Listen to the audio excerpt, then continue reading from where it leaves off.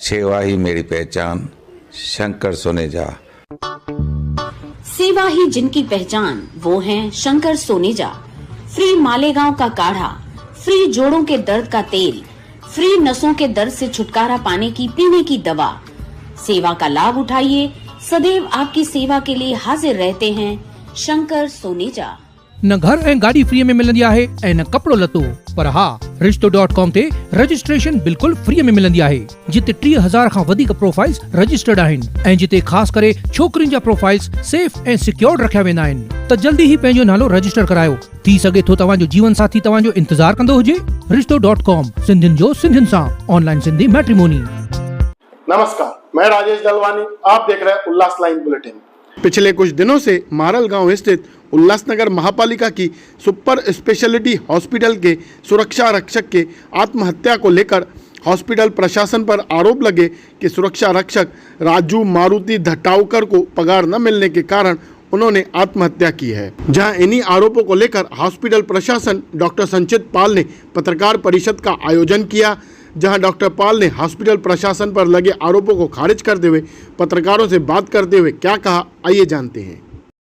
पहले तो मैं अपने प्रेस मित्र लोग, फ्रेंड लोगों को मैं वेलकम करता हूँ अपने उल्लासनगर म्यूनसिपल कॉरपोरेशन की हॉस्पिटल पे। आप लोगों को मैं स्वागत करता हूँ। भले ही एक ऐसा मैटर के लिए बुलाना पड़ रहा है जो मुझे अपेक्षित नहीं था, बट ये ज़रूरी था कि हम हमारा पक्ष रखें इस मैटर पे। मैं बताना चाहूँगा लेट मिस्टर राजू के बारे में, जो जनवरी से हमारी हॉस्पिटल में विज़िट कर रहे थे।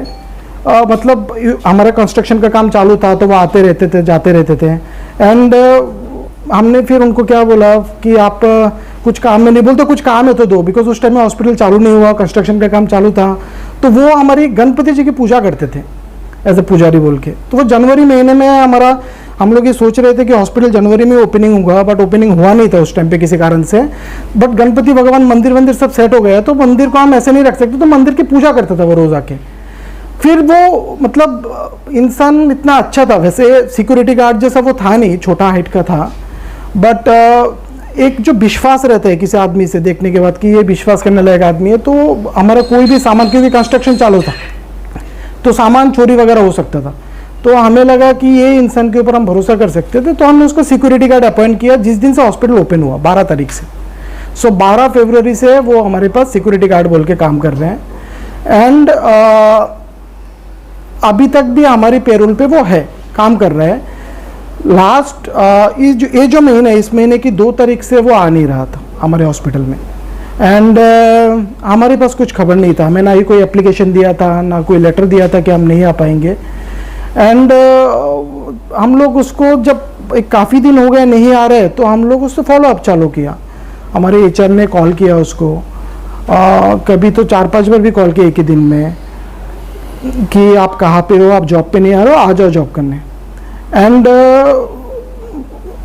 उसके ऊपर भी वो आई थिंक बीच में एक बार हॉस्पिटल में आए कोई एक दिन, एंड आके बोला कि मैं चर्चा करके ज्वाइन करता हूँ, बट देन भी ज्वाइन नहीं किया।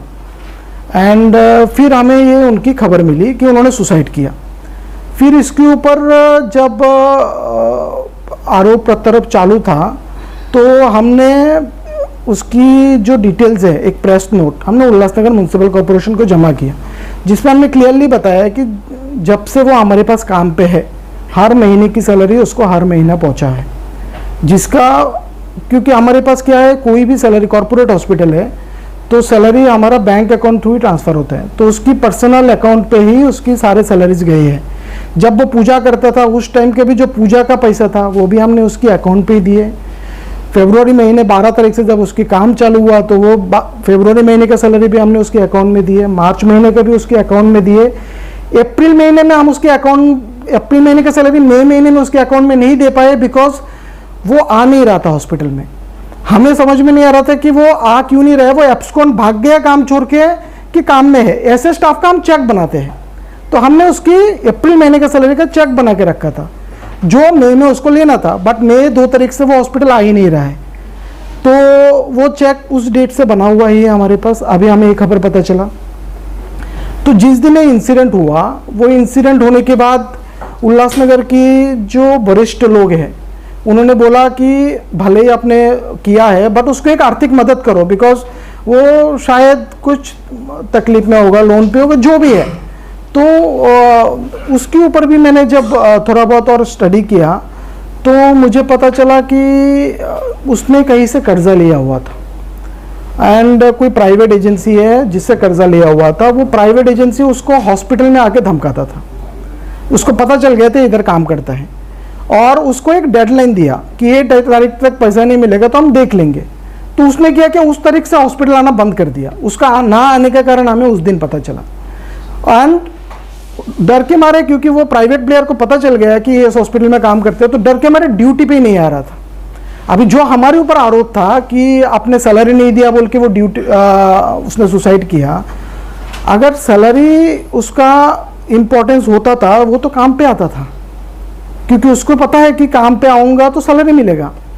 वो काम पे आना बंद किया, मतलब उसने जिससे भी पैसा लिया उसका डर था उसको कि वो आदमी मुझे इधर आके वापस पकड़ेगा, वापस टॉर्चर करेगा या साइकोलॉजिकली जो भी त्रास देगा।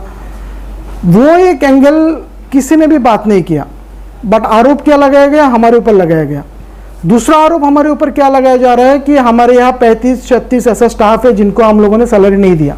आपको सिर्फ बताना चाहूँगा कि ये हॉस्पिटल उद्घाटन हुआ 12 फरवरी को एंड इस हॉस्पिटल में गवर्नमेंट स्कीम चालू हुआ 16 अप्रैल से। 16 अप्रैल से मेजॉरिटी स्टाफ ज्वाइन किया है, तो उनका 5 महीने के सैलरी आउटस्टैंडिंग कैसे हो सकता है जब 16 अप्रैल से बहुत मेजॉरिटी स्टाफ ने ज्वाइन किया। 16 अप्रैल से एडमिशन चालू हुआ, मतलब यहाँ पे आईपीडी पेशेंट एडमिट होना चालू हुआ 16 अप्रैल से। 16 अप्रैल से लेके आज तक रोज पेशेंट एडमिट हो रहे हैं एंड 300 के ऊपर पेशेंट ने इधर ट्रीटमेंट ले चुके हैं, जिनका फीडबैक हम हमारे सोशल मीडिया पेज पे मेजॉरिटी पेशेंट का लगाते हैं।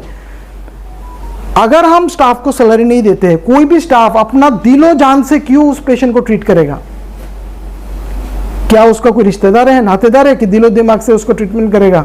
उसको पगार मिलता है बोल के वो हम पेशेंट को सर्विस दे पाते हैं, पेशेंट को क्वालिटी ट्रीटमेंट दे पाते हैं। इतना जो पेशेंट डिस्चार्ज हो रहा है, इतने सर्जरी जो हम कर रहे हैं इस हॉस्पिटल में, वो इसलिए कर पा रहे हैं बिकॉज हम हमारे स्टाफ को उसकी ज़रूरतमंद के जो पगार है वो हम दे पाए हैं। इसकी वजह से उन्होंने इधर ज्वाइन किया है और पेशेंट को सर्विस दे रहे हैं, और सर्विस कम देने से कतराते हैं कि हम उनको निलंबन ना करें कि अगर सर्विस बरोबर नहीं दिया तो उनका डर है कि हम निलंबन ना करें, ना कि ये डर है कि हमें सैलरी नहीं देते। सैलरी जब आप देते हो तो भी एक स्टाफ को डर रहता है कि भाई हमारे यहाँ से काम से ना निकाल दिया जाए। ये है हमारा, मतलब ये जो दूसरा आरोप चालू है कि स्टाफ का नहीं दिया। ये मैं सिर्फ एक चीज़ बताना चाहूँगा कि कोई भी जब एक ऑर्गेनाइजेशन नया चालू होता है वो परफेक्ट नहीं होता है। ब्रिचकंडी हिंदुजा हॉस्पिटल भी परफेक्ट नहीं है, तो उसको परफेक्ट बनाने की कोशिश किया जाता है, उसके लिए मेहनत किया जाता है कि परफेक्ट बनाया जाए। ये हॉस्पिटल चालू होके 2 महीना कंप्लीट नहीं हुआ है, हम भी, मैं क्या बोल सकता हूँ कि कहीं पे हम भी परफेक्ट नहीं है, हम उसको परफेक्ट बना रहे हैं। एक ऐसा कॉन्सेप्ट पे हम इसको परफेक्ट बना रहे हैं जिसे कहते हैं नो कैश काउंटर, मतलब कुछ गवर्नमेंट के लिस्टेड 1200 प्रोसीजर जिसको इधर फ्री में ट्रीटमेंट मिलता है, ठीक है, उसके बारे में तो हम अलग से बात करेंगे। ये जो प्रकरण है इसमें जो भी आरोप हमारे ऊपर लगाए गए हैं उसका मैं डॉक्यूमेंट रेडी किया हूँ सो दैट मैं प्रेस को दे पाऊँ। ये प्रेस कॉन्फ्रेंस होने के बाद उसकी जो मंथली वाउचर्स है वो उसका कब से वो नहीं आ रहा है, उसका पंचिंग रिपोर्ट एंड हमारा प्रेस नोट मैं आप सबको हैंड ओवर करूंगा, इसकी एक कॉपी। अभी दो तारीख के बाद जब वो गायब हुआ उसके बाद से आप लोगों ने कॉल किया, बट फिजिकली उसको ढूंढने की कोशिश की गई क्या? हमने, हमारे पास से अगर कोई स्टाफ बिना इंफॉर्मेशन देके नहीं, अगर जॉब पे नहीं आते हैं तो एज ए कॉर्पोरेट ऑर्गेनाइजेशन हमें समझा जाता है कि शायद उसने जॉब से एब्सकॉन्ड किया है, मतलब उसको कोई दूसरा जॉब मिल गया और ये हमें बिना नोटिस देके चला गया। बट फिर भी हमने उसको कम से कम 4-5 बार उसको 4-5 दिन उसको कॉल किया कि ये कहाँ पे है, उसका क्या स्टेटस है, और हमने एब्सकॉन्ड डिक्लेयर किया नहीं, हमने उसको के बारे में बता रहे। और उस टाइम जो बॉडी आई सेंट्रल हॉस्पिटल में और एक सिक्योरिटी था, उसका भी कहना यही है कि हमारे को पगार नहीं दिया जा रहा है। किसी मैडम का नाम ले रहा था। मैं आपको वापस बता देता हूँ कि इस हॉस्पिटल में जितने लोग काम करते हैं सबका सैलरी मंथली बेसिस पे हो जाता है। सर आपने जैसे कहा कि उसने प्राइवेट लोन लिया था और उन लोगों ने उससे डेडलाइन दिया था जिसके बाद उसने यहाँ पे आना बंद किया। तो वो बंदा कौन है जिनसे उन्होंने लोन लिया? ये हमें सूत्रों से पता चला है, हमें ये माहौल से अभी पता चल रहा है कि ये 2 तारीख से इसलिए काम पे नहीं आ रहा बिकॉज इतना जेन्युइन बंदा था, और 2 तारीख से काम बंद कर दिया अचानक से बिकॉज जिसने लोन लिया उसको पता चल गया वो इधर काम करता है। सर, आपने इसकी जानकारी पुलिस को दी है ताकि अभी- गुनहगारों तक पुलिस पहुंच सके? अभी तो पता चला हमें, इसी तो प्रेस कॉन्फ्रेंस रखा है कि आप लोगों के थ्रू सबको पता चले कि इसके साथ हुआ क्या है। उसको पगार हमारी तरफ से मिलने के बाद भी अगर उसने सुसाइड किया तो उसका जिम्मेदार कौन है? वो आदमी को पकड़ा जाए, ना कि एक हॉस्पिटल को कसूरवार बनाया गया जो एक ऐसा कंसेप्ट महाराष्ट्र में लेके आया जिसमें हर गरीब मिडिल क्लास को फ्री ट्रीटमेंट मिले। ये जो एक चल रहा है, मैं आपको अभी बताना चाहता हूं कि दूसरा मुद्दा, एक कैंपेन चल रहा है इस हॉस्पिटल को बंद करवाने के लिए। लोग कुछ लोगों को पेट दर्द हो रहा है कि फ्री ट्रीटमेंट कैसे दिया जा रहा है गरीबों को। ये मिडिल, मैं बताता हूं आपको, आने दीजिए। कुछ एक ग्रुप बन चुका है जिनका पहले दिन से, आज से नहीं, जब से हॉस्पिटल बन रहा था, गुंडे आते थे, मेरे वर्कर को मार के जाते थे हॉस्पिटल में। काम क्यों कर रहा है? मार के चले जाते थे। इधर सिर्फ वर्कर को नहीं, पेशेंट के रिलेटिव को दौरा के मारते थे गेट के सामने। इधर पेशेंट लेके क्यों आए? फीमेल स्टाफ इधर जाते हैं जानबूझ के, तो दारू की दुकान के सामने रोक के दारू पी के इनको छेड़ते हैं। फीमेल स्टाफ बंद कर दे, नर्सिंग स्टाफ आना हॉस्पिटल में, मेरे पेशेंट लोग आना, पेशेंट लाना बंद कर दे गरीब लोग कि भाई हमें इधर मारा जाता है।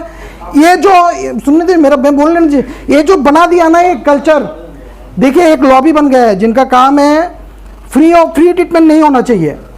फ्री ट्रीटमेंट मिलेगा ना तो बहुत लोगों का बिजनेस बंद होगा। फ्री ट्रीटमेंट बंद करवा दो। यहाँ जो ये फ्री में सिटी स्कैन हो रहा है, फ्री में सोनोग्राफी होता है, फ्री में एक्सरे, फ्री में ईसीजी, ब्लड टेस्ट होता है, नहीं होना चाहिए फ्री में, क्योंकि इससे बहुत लोगों को प्रॉब्लम हो रहा है। फिर आप फ्री कर रहे हो, ठीक है, टेस्ट फ्री कर दिया, अब तो ट्रीटमेंट भी फ्री कर रहे हो। और ट्रीटमेंट में सिर्फ सादा ट्रीटमेंट नहीं, तो अब तो सब फ्री कर रहे हो। आप अपेंडिक्स भी कर रहे हो, फिस्टुला भी कर रहे हो, आप एंजियोप्लास्टी भी कर रहे हो, आप स्ट्रोक का भी ट्रीटमेंट फ्री में दे रहे हो, आप स्पाइन का भी कर रहे हो, आप घुटना भी रिप्लेस करके दे रहे हो। ऐसा पेशेंट है मेरे पास जिसने बोला मैं जिंदगी में कभी नहीं सोचा खड़ा होऊंगा, वो पेशेंट खड़ा होके गया हॉस्पिटल से प्रणाम करके। ये कुछ लोगों को हजम नहीं हो रहा है उसका। मेरे पास बहुत सारे, अभी कल रात का इंसिडेंट है, मेरे सिक्योरिटी कॉन्ट्रैक्ट वाले सिक्योरिटी गार्ड को रात को आके धमका के गया, तुम लोग इधर क्यों काम करो, निकलो यहाँ से। आए दिन हो रहा है, मेरे स्टाफ को मारा जा रहा है। अक्षय के ऊपर एक बार कुछ 3-4 गुंडों ने रास्ते में पकड़ लिया इसको, एक कोऑर्डिनेटर है। ऐसा चल रहा है। मतलब अगर उल्लासनगर की ये जो कुछ कम्युनिटी है जो खुद तो ब्रिजकंडी जसलोक में ट्रीटमेंट लेते हैं, बाकी नहीं चाहते कि गरीब लोग एक ब्रिजकंडी जसलोक जैसे ट्रीटमेंट में फ्री में ले, वो नहीं चाहते। वो चाहते हैं हम लेंगे, गरीब लोग ना ले। ऐसा लोगों को सपोर्ट करने के लिए बहुत लोग जमा हो रहे हैं। और जी आपके हॉस्पिटल में सारे सीसीटीवी लगी हुई है, और उस समय आपके कर्मचारियों को, स्टाफ को धमकी दिया जा रहा था, मारपीट के लिए आ रहे थे, उस समय आपने पुलिस में शिकायत नहीं की? मैं आपको बताता हूँ ना, वो भी बताता हूँ।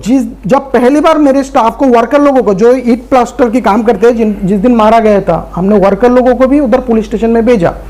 बट जाते हुए उनको धमकाया गया, पुलिस स्टेशन जा रहा है, ऐसा तैसा होगा, डर के मारे भाग गए, आए ही नहीं वर्कर लोग। उनको क्या है, यूपी बिहार वाले हैं, उनको अपनी जान का डर है। ऐसा धमका है, उल्लासनगर जैसी जगह है, चाकू वाकू कोई मार देगा, निकल गए वो लोग। मुझे दूसरा ढूंढना पड़ा। समझिए एक चीज को, यहाँ थोड़ी ना ये सादा जगह है कि धमकी देके चले जाते हैं, यहाँ चल भी जाती है। तो मैं जी, आपके संबंध सीएम साहब के साथ काफी करीब रहे हैं। उद्घाटन के समय में भी जो है आपसे वो हर चीजों की इजाजत लेते आ रहे थे, तो आप जो इतनी बड़ी चीज कह रहे हैं, तो क्या ये सब चीजें इनके सामने विफल थी? आप सर मैं आपको एक ही चीज बताऊंगा। आज अगर ये हॉस्पिटल चल रहा है ना, वो उनका सपोर्ट है बोल के, वो चाहते थे उल्लासनगर में फ्री हॉस्पिटल हो बोल के हुआ। नहीं तो मेरी जगह पे कोई दूसरा बंदा होता था ना, वो भाग जाता था ऐसे टॉर्चर में से। मैं क्या चाहता हूँ, देखिए आप मीडिया बंधु लोग हैं, आप लोग, मैं आप लोगों में से 60-70% लोगों के रिश्तेदार नातेवाईक मेरे पास ही फ्री ट्रीटमेंट लेने आएंगे। मैं आपको बता दूं कुछ बीमारी गिरा तो, बिकॉज मन में आपको पता है, और कुछ दिनों में आपको दिखेगा भी कि यहाँ किस तरह की क्वालिटी ट्रीटमेंट जा रही है। बट कुछ लोग हैं जो ये चीज़ों को कर रहे हैं ना, वो लोग भले ही इधर ना आए, वो ब्रिजकंडी जस्ट लोग मिलेंगे, बट वो हजारों लोगों को ना एक दुविधा वाले सिचुएशन में डलवाएंगे। इस तरह की हॉस्पिटल में देखिए, इसमें क्या रहता है ना, गवर्नमेंट की रेट्स पे काम करना रहता है, वो बहुत ही कम रहते हैं। जैसे मैं एग्जांपल बताऊँ, अगर हार्निया की सर्जरी आप प्राइवेट में 1 लाख रुपए खर्चे करते हैं, गवर्नमेंट हमें 7,000 रुपये देती है, 8,000 रुपये देती है। इस रेट में डॉक्टर जमा करना, स्टाफ जमा करना, उनको ट्रीटमेंट देना, उसके लिए डॉक्टर लोगों को मोटिवेट किया जाता है कि भाई ये एक ऐसा काम है, एक भगवान कि जैसा काम है और उससे बहुत गरीब लोगों को फायदा मिलेगा। स्टाफ को भी ऐसे मोटिवेट किया जाता है कि आप बहुत ज़्यादा काम कर रहे हो, ठीक है, माना जा रहा है, बट बहुत सारे गरीब लोग जिन्होंने कभी नहीं सोचा उनको फ्री में सर्जरी होगा, वो हो रहा है। तो ऐसा माहौल बना के हम सबको काम करने को लगाते हैं। उस माहौल में जब इस तरह का सिचुएशन बनता है कि भाई हॉस्पिटल ने पगार नहीं दिया बोल के किसी ने सुसाइड कर लिया, हॉस्पिटल के मालिक को जेल में डाल दो। देखो पर्सनली टारगेट करना क्यों है, संजीत पॉल को जेल में डालो। इस तरह की इनपुट कौन दे रहा है? ये संजीत पॉल को टारगेट करेगा ना तो पता है कि हॉस्पिटल बंद हो जाएगा, मतलब फ्री सर्विसेज बंद हो जाएगी। ये जो लॉबी है वो सक्सेस कि भाई ये लॉबी आप लोगों को पता होगा, जो कोशिश कर रहा है कि देखो मेरे को जब भी फिजिकली पता चलेगा कि कौन वो लोग है, जैसे पता चलने के 1.5 महीना हुआ है चालू हुआ, आगे पता चलने वाली है, मैं ही सबसे पहला हूं जो आप लोगों को बताऊंगा और वापस प्रेस कॉन्फ्रेंस लेके, आज का प्रेस कॉन्फ्रेंस का रेफरेंस लेके बताऊंगा और आप लोगों को धीरे धीरे पता चलेगा। छोटे छोटे इश्यूज लेके आप देखेंगे कुछ ही दिनों में कुछ लोग उसका बॉम्ब बनाएंगे। महाराष्ट्र में एक स्कीम चलता है महात्मा ज्योतिबा फुले जन आरोग्य योजना। इस स्कीम के पात्र वही लोग हैं जिनके पास येलो और ऑरेंज राशन कार्ड है। अभी सिर्फ राशन कार्ड लेने से नहीं होता है, राशन कार्ड के साथ आपके पास एक सरकारी आईडी कार्ड होना चाहिए, आधार कार्ड, पैन कार्ड या कोई भी और गवर्नमेंट के आईडी कार्ड। वो लोग क्या करते हैं, वो राशन कार्ड और वो आईडी कार्ड को वेरीडेट करते हैं, बिकॉज राशन कार्ड में फोटो प्रूफ नहीं होता, इसलिए कोई फोटो प्रूफ चाहिए होते हैं। ये दो चीज जिनके पास है वो इधर पे सरकारी योजना वाले जितने बीमारी है सबका फ्री ट्रीटमेंट ले सकते हैं। अभी आती है आयुष्मान कार्ड, क्योंकि हमारा हॉस्पिटल अप्रैल में ही चालू हुआ, गवर्नमेंट का सॉफ्टवेयर अपग्रेड मोड में है, आयुष्मान का आईडी पासवर्ड जनरेट नहीं हुआ है और आयुष्मान एक सेंट्रल स्कीम है और महात्मा ज्योतिबा फुले एक स्टेट स्कीम है। स्टेट ने अप्रूवल दे दिया, आयुष्मान का आईडी पासवर्ड पेंडिंग है। अगर आयुष्मान का आईडी पासवर्ड कल परसों या अगले हफ्ते में कभी भी आ जाते हैं तो जिनके पास आयुष्मान कार्ड है पूरा भारतवर्ष में, सिर्फ यहाँ का नहीं बोल रहा, पूरा भारतवर्ष जिनके पास भी आयुष्मान कार्ड है वो हमारे हॉस्पिटल में फ्री ट्रीटमेंट ले सकते हैं। जो मुद्दा है राजू ने जो सुसाइड किया उसके विषय में मुद्दा है। yes. बाकी हमारे हॉस्पिटल में सुविधा क्या है, कैशलेस है, उस पूरे शहर को मालूम है कि स्टेट गवर्नमेंट ये सब काम करती है। सर ये आपने मेरे सवाल से मेरा ये इसी बात से कनेक्ट है कि आपके यहाँ पर एक एजेंसी के द्वारा यहाँ पर राजू को भेजा गया था, कोई एजेंसी जिसके लिए कल महानगर पालिका के बैनर नारे लगे थे, एजेंसी के थ्रू यहाँ पर वो काम पे आए थे? नहीं, राजू एजेंसी में नहीं था, राजू हमारे हॉस्पिटल की पेरोल में था। पवन जी, इस मामले में ये भी कहा जा रहा है कि पीड़ित के घर वालों को कुछ पैसों की आर्थिक जो है मदद भी की गई है। यस, मैं आपको इसके ऊपर ही बताता हूँ। जब मुझे ये इंसिडेंट पता चला शाम की करीब 7 साढ़े 7 बजे मुझे ये पता चला कि राजू ने सुसाइड कर लिया। मैं आपको ये बता सकता हूँ दावे से कि इतने सारे स्टाफ में से ना, मेरे बहुत हॉस्पिटल है, बहुत स्टाफ है, राजू को मैं पर्टिकुलरली जानता था।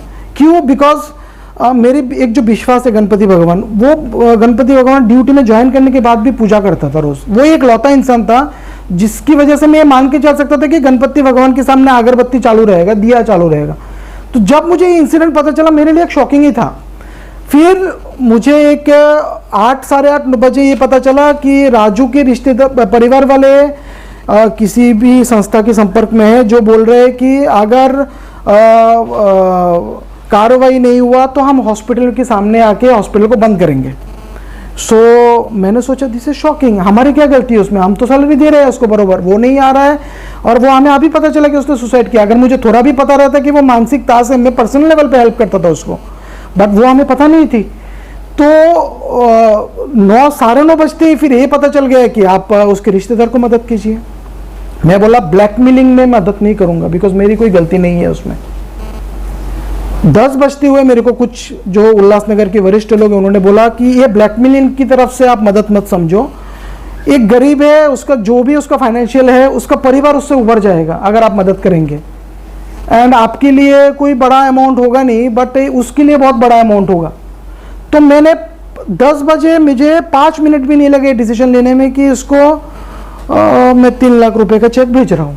सर चेक आपने भेजा था? मैंने भेजा, मेरे साइन का चेक है। जब जांच चल रही है तो आर्थिक सर जो है आप मदद कर रहे हैं ह्यूमैनिटी बेस में, तो आपको लगता नहीं कि गैर कानूनी है? ये दिमाग में मेरे था। जो भी वरिष्ठ लोग थे जो मुझे समझाने के लिए फ़ोन किया था मैंने उनको भी ये पॉइंट बताया था कि ये कहीं तो भी ये प्रूफ करेगा कि मैं इधर इन्वॉल्व हूँ।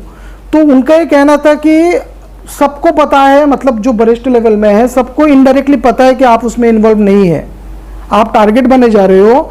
मगर अगर आप उसको मदद करोगे, उसका फैमिली और ये जो कुछ लोग जमा हो गए उनको, वो उल्लासनगर के बाहर वाले थे, वो भी मुझे पता है, जो भी लोग उनको जमा हो गए सपोर्ट करने के लिए, उनको बल नहीं मिलेगा हॉस्पिटल को आके तामझाम करने के लिए। हॉस्पिटल में 100 पेशेंट एडमिट है। अभी अगर मैं थोड़ा कंप्लीट करता हूँ, अगर वो बॉडी लेके तामझाम करते हुए मेरे हॉस्पिटल के सामने आते थे, उसका मेरे पे क्या असर गिरता था, जिसकी वजह से मुझे लगा कि मदद कर देना ज़्यादा बेटर होगा। एक तो मेरे अच्छे खासे जो डॉक्टर्स है जो बाहर गांव से आके इधर बैठे काम करने के लिए, साउथ से, इधर से अच्छे सर्जन जो हम मैं लेके आया हो कि गरीबों को फ्री में सर्जरी करें, आधे लोग वो भी जा सकते हैं कि भाई यहाँ का माहौल ही ठीक नहीं है, यहाँ से काम क्या करना। मेरे बहुत सारे स्टाफ जो क्वालिफाइड है, जो उल्लासनगर को छोड़ के बॉम्बे काम करना प्रीफर करते हैं, वो भी बोलेंगे कि भाई इधर का माहौल ठीक नहीं, जाता हूँ। आईसीयू फुल है मेरा, कुछ अगर आईसीयू में पेशेंट को कुछ हो गया, कोई स्टाफ निकल गया, डॉक्टर निकल गया, मुझे एक पीड़ित को देख के 10 लोगों को पीड़ित नहीं बनाना था। तो उस मोमेंट पे मुझे ये सही लगा कि एक गरीब जो अगर किधर से लोन लेके त्रास है, और जो मेरे हॉस्पिटल में मतलब 12 तारीख से लेके अप्रैल की 16 तारीख तक, जिस दिन तक स्कीम नहीं आया, गणपति भगवान की इतना अच्छे से पूजा किया। मुझे लगता है जिस आशीर्वाद से मुझे इधर स्कीम जल्दी मिल गया, नहीं तो स्कीम 6-6 महीने तक नहीं मिलती है, उसके लिए मुझे 3 लाख रुपए देना पड़ा। मुझे उसके लिए कोई ऐसा फीलिंग नहीं है कि मैंने किसी के दबाव में या करप्शन में किया, मुझे उसको मदद करना था, ये समझ के किया। उल्लास लाइन बुलेटिन को सब्सक्राइब करें, बेल आइकॉन दबाएं और देखिए उल्लास लाइन बुलेटिन की न्यूज़ सबसे पहले आपके मोबाइल पर।